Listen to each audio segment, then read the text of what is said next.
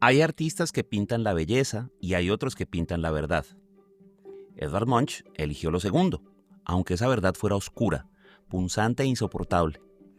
Él fue el pintor de la angustia antes de que la ansiedad tuviera nombre clínico, antes de que el siglo XX estallara en guerras, crisis y pastillas. Lo suyo fue un grito ahogado, una premonición constante. No por nada su cuadro más famoso no tiene palabras, ni sonido, ni siquiera boca. Solo es un rostro deformado en medio de un paisaje que se retuerce con él. El grito no es solo una imagen, es una emoción atrapada para siempre. Pero reducir a Munch a ese cuadro es como definir a una persona por el momento en el que se quebró. Munch fue mucho más que eso. Fue un cronista del deseo, del duelo, del cuerpo enfermo, de las relaciones fallidas, de la locura cotidiana. En su obra hay sangre y hay sexo, hay soledad y hay fiebre, hay miedo al amor y al mismo tiempo una necesidad desesperada de tocar, de retener, de no perder otra vez. Nació en Noruega en 1863, en un país gris, húmedo, donde la muerte infantil era común y los inviernos duraban demasiado. Perdió a su madre muy chico, a su hermana poco después. Su padre era un fanático religioso que le repetía que el infierno estaba esperando. Y así fue como Edvard aprendió desde temprano que la vida venía con factura emocional. Él nunca fue un pintor al que le interesaran los laureles académicos, rechazó lo clásico, evitó lo decorativo y buscó algo que muchos otros esquivaban: incomodar. Pintó mujeres que dan miedo, hombres que se derrumban, niños moribundos y amantes que parecen fantasmas. Su obra es una procesión de emociones mal resueltas, y eso justamente es lo que la hace tan humana. En una época en la que el arte buscaba embellecer la realidad, Munch la desnudó. Dijo lo que nadie quería decir, con colores que dolían a los ojos y trazos que parecían rasguños. Fue comprendido, claro, se rieron de él, lo acusaron de enfermo, y quizás lo estaba, pero también era lúcido. Lúcido como lo son aquellos que ven la grieta en el sistema antes de que colapse. Hoy vamos a mirar a Munch sin filtros, no para repetir el mito del genio torturado, sino para entender cómo un hombre herido fue capaz de convertir su vida y la nuestra en un lenguaje visual del que aún no salimos. Porque seamos honestos, todos hemos sentido ese grito alguna vez. La diferencia es que él supo pintarlo. La infancia de Edvard Munch no fue una etapa, fue una advertencia. Nació en Løten, en Noruega, en 1863, pero creció en Kristiania, hoy Oslo, bajo la sombra de la pérdida. Su madre murió de tuberculosis cuando él apenas tenía 5 años. Su hermana Sophie, que para él era todo, la siguió pocos años después por la misma causa. La enfermedad no era algo excepcional en la Noruega del siglo XIX, era el soundtrack cotidiano. Pero para Munch fue una herencia emocional imposible de esquivar. Quedó al cuidado de su padre, un médico militar profundamente religioso, obsesionado con el castigo divino, el pecado y la culpa. En vez de dejar consuelo, Munch encontró sermones. En vez del refugio, encontró silencio. Esos años dejaron una marca indeleble en su obra.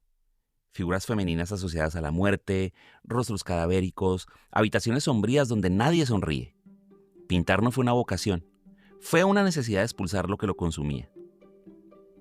Una de sus primeras obras maestras, La niña enferma, resume todo esto. El cuadro muestra a una joven moribunda, inspirada por supuesto en Sophie, con una palidez irreal, sentada en una cama, mientras una figura adulta parece velarla. Pero no hay ternura en la escena, solo resignación, solo espera. Es un cuadro sobre el momento exacto en el que la vida deja de resistirse. No hay dramatismo ni lágrimas, solamente vacío, que duele más.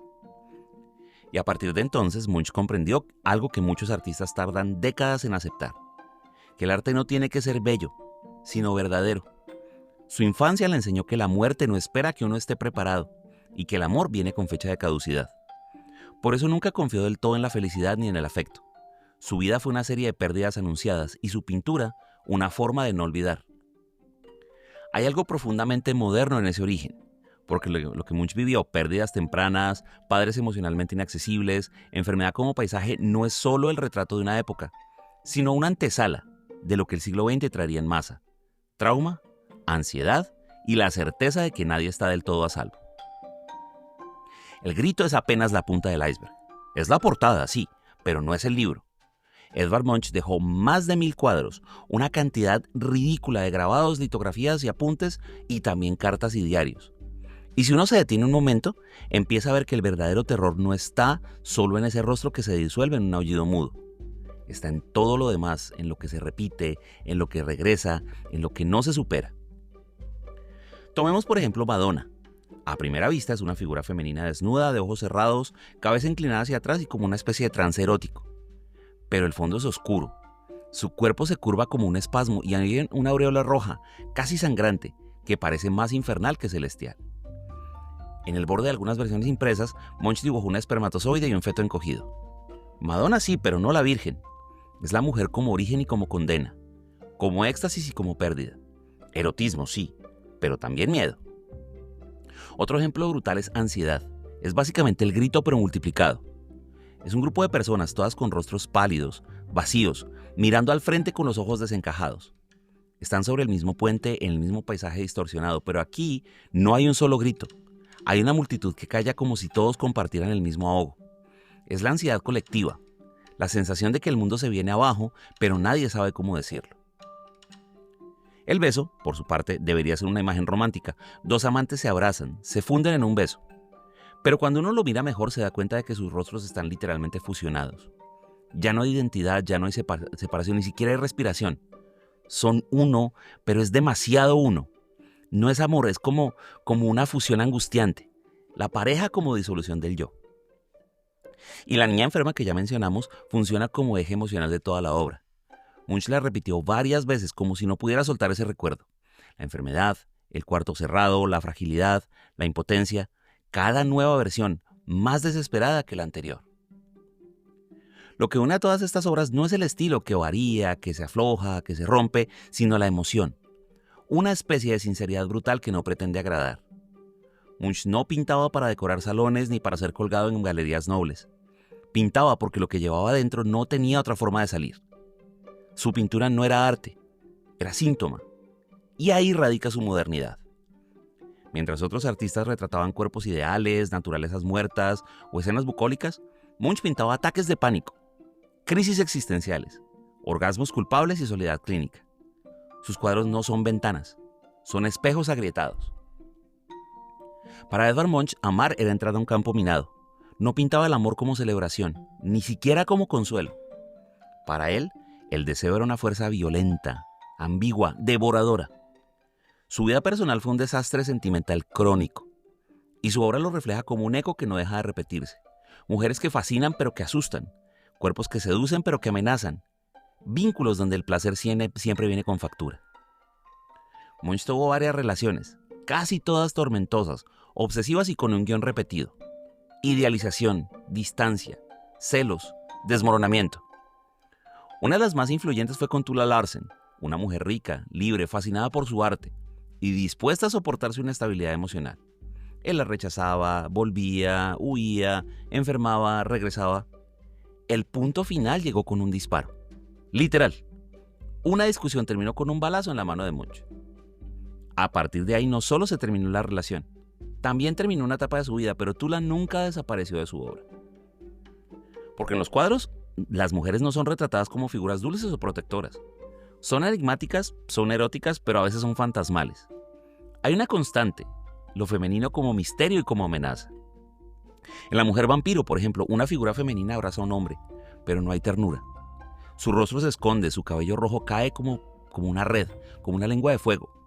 ¿Lo abraza o lo muerde? ¿Lo ama o lo consume? Munch la describió como el amor que mata. Y sin embargo no hay misoginia plana en su mirada. Lo que hay es miedo. Miedo al abandono, miedo a la pérdida, miedo al anhelo mismo. Para él, la mujer no era enemiga, era espejo de su propio deseo roto. Lo que más quería era lo que más lo desarmaba. En Celos, una de sus obras más perturbadoras, un hombre mira con desesperación como una mujer sonríe junto a otro. Pero el rostro del celoso está partido, está desencajado, como si se estuviera deshaciendo en tiempo real. Es la sensación de exclusión, de humillación, de estar fuera de lo que uno más desea. El amor para Munch no era compañía, era una amenaza de desaparición. Por eso sus parejas parecen siempre al borde de desintegrarse o de fundirse hasta desaparecer. Por eso los abrazos son jaulas. Por eso el deseo no tiene resolución, sino vértigo. En una época donde los pintores representaban el cuerpo femenino como objeto de placer o de idealización, Munch hizo todo lo contrario. Lo convirtió en un interrogante. Lo que para otros era carne, para él era abismo. En la obra de Edvard Munch, el deseo nunca llega solo. Siempre viene acompañado de su gemelo oscuro, la muerte. Donde hay cuerpo, hay descomposición. Donde hay amor, hay pérdida. Donde hay calor, hay cenizas esperando. Para Munch, todo vínculo era una cuenta regresiva. Todo instante, un punto en una curva descendente.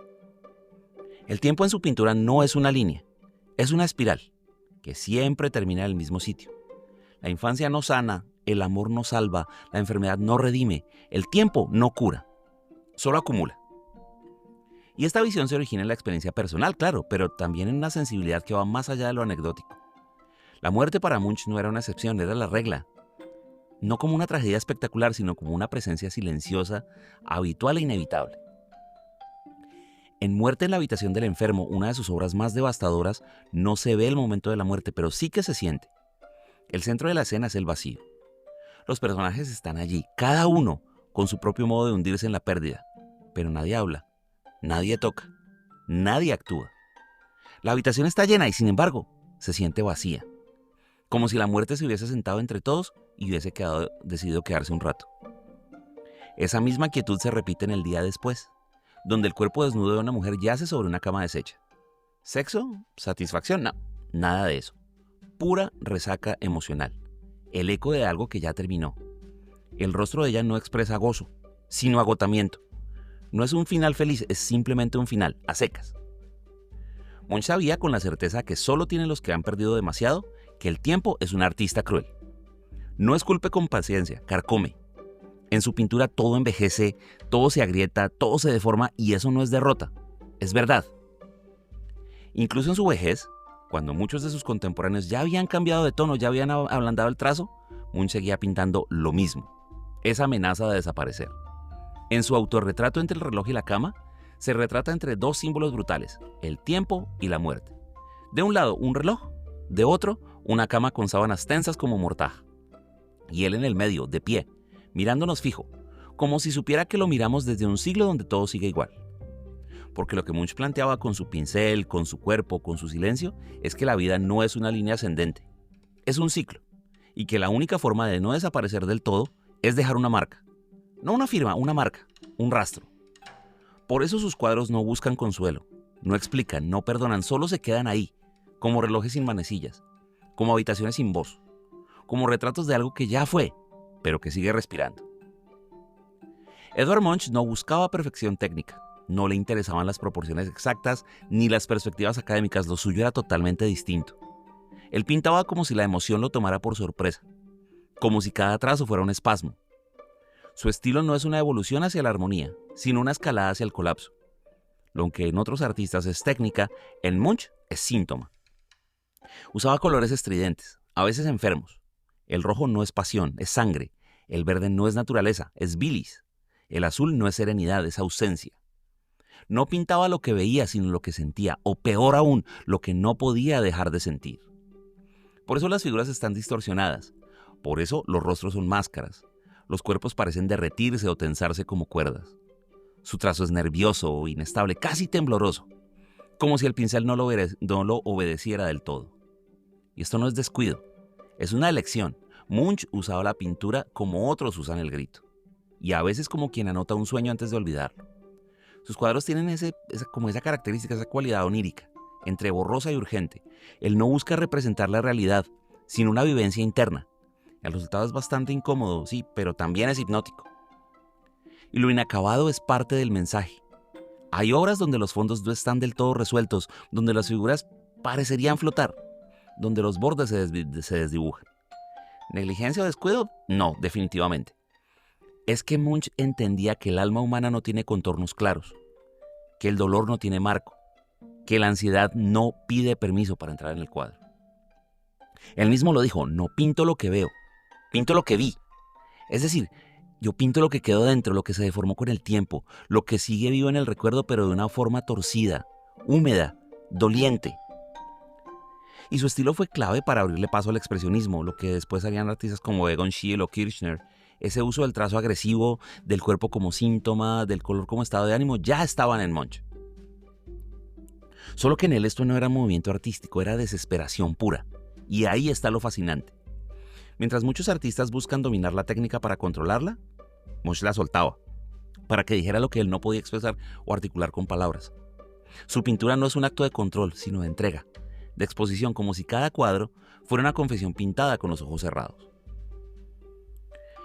La línea entre la genialidad y la locura es un cliché gastado, salvo que hablemos de Edvard Munch. En su caso, no es ni metáfora ni pose. Fue diagnóstico, fue crisis y fue encierro. A los 40 y tantos años su deterioro físico y mental era evidente. Alucinaba, tenía paranoia, era alcohólico, no podía dormir. Veía enemigos donde no los había y sombras donde no debía. El mundo ya no era solamente doloroso, era simplemente insoportable. En 1908 sufrió un colapso nervioso severo y lo internaron en una clínica psiquiátrica en Copenhague. Él lo llamó una estadía de restauración, como quien lleva el cuerpo a mantenimiento. Pero la verdad estaba al borde del abismo. Pasó meses aislado, bajo terapia electroconvulsiva ligera y tratamiento con bromuros. Salió un año después, un poco más estable, o al menos más funcional. Y sin embargo, ese periodo no detuvo su obra, todo lo contrario. En el hospital, Munch siguió dibujando, siguió obsesionado con el cuerpo, con los rostros, con la muerte, solo que ahora el horror estaba un poquito más domesticado. No menos intenso, pero sí más silencioso. Como si el encierro le hubiera dado un filtro, no un freno. A partir de ese punto se replegó en su casa estudio en Ekeli, cerca de Oslo. Vivió casi como un ermitaño, rodeado de sus cuadros, de su jardín y de sus demonios. Rechazaba visitas, no quería distracciones, solamente quería pintar porque era una forma de mantenerse cuerdo, o de mantener esa locura bajo control.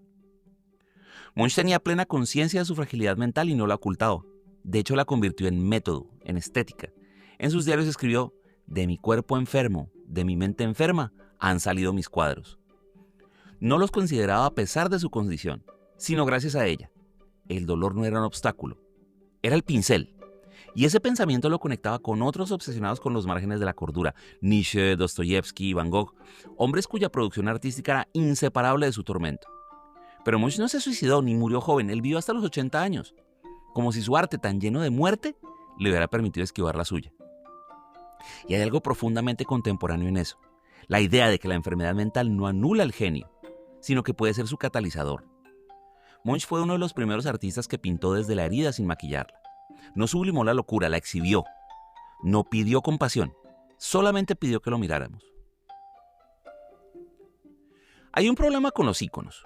Dejan de pertenecerles a quien los creó. El Grito, esa pintura cargada de angustia existencial, de terror sin palabras, de desesperación contenida, se convirtió con el tiempo en montones de cosas. Meme, emoji, imán de refrigerador, camiseta de festival. Hoy aparece más veces en stickers de WhatsApp que en libros de arte. Y a Munch, que ni siquiera pensó ese cuadro como el más importante de su obra, lo recordamos solo por esa imagen, repetida hasta el hartazgo. Y no es casualidad, porque el Grito tiene algo que lo hace universal. No necesita contexto, no remite a ningún país, no remite a ninguna época específica, es puro sentimiento. Y en un mundo sobresaturado, donde todo se convierte en un símbolo veloz, su rostro abierto en pánico se volvió perfecto para expresar cualquier cosa, desde una crisis existencial real hasta el horror de ver que te llegó un mail de un jefe un domingo en la noche. Pero más allá de esa banalización, Munch dejó huellas reales en la cultura. Cineastas como Ingmar Bergman y Lars von Trier heredaron de él esa estética del silencio denso, del rostro que grita sin moverse. En Home Alone, la escena del niño llevándose las manos a la cara frente al espejo es una parodia directa. En Doctor Who, los extraterrestres llamados The Silence están inspirados en el grito. Y en el videoclip de Michael Jackson de Scream hay una atmósfera monocromática y neurótica que parece sacado del mundo monchiano. Incluso, pensando incluso en el diseño de personajes animados, desde The Nightmare Before Christmas hasta Adventure Time, hay esa influencia: ojos muy abiertos, rostros distorsionados, emociones hasta el borde de lo grotesco. Munch le abrió una puerta a esa estética emocional que permite mostrar el caos sin necesidad de usar palabras. Y sin embargo, si uno lo piensa, hay algo súper triste en todo esto. Porque al convertir a Munch en estampita, le hemos quitado toda su densidad. Lo domesticamos. El Grito ya no espanta, ya no nos hace pensar, simplemente nos entretiene. Su dolor se volvió decorativo y su desesperación, merchandising. Y tal vez esto es inevitable, tal vez así funciona la cultura. Agarra lo complejo, lo devora, lo mastica y lo escupe en forma de GIF. Pero hay una paradoja hermosa ahí. Por más que lo simplifiquen, por más que lo recorten, el eco del Grito sigue estando ahí. Algo de su intensidad original persiste. Munch dejó un código emocional que no se borra, una línea ondulante que conecta el arte con el estómago. Edvard Munch murió en 1944, mientras Europa se desangraba en la Segunda Guerra Mundial. No alcanzó a ver el mundo que venía, pero lo anticipó con una precisión quirúrgica. Su obra fue una radiografía adelantada de lo que el siglo XX y XXI traerían: ansiedad, alienación, desarraigo, cuerpos enfermos, mentes fracturadas. Hoy, su lenguaje visual, tan intenso, tan inquieto y tan emocionalmente descarnado, se siente más vigente que nunca. Vivimos en la era del estrés permanente, del burnout glorificado, del insomnio digital, de la soledad en compañía. Y aunque ahora tengamos apps de meditación, psicólogos por videollamada y pasillas para calmar la mente, la sensación de fondo es la misma. Una especie de grito interior que nadie escucha del todo.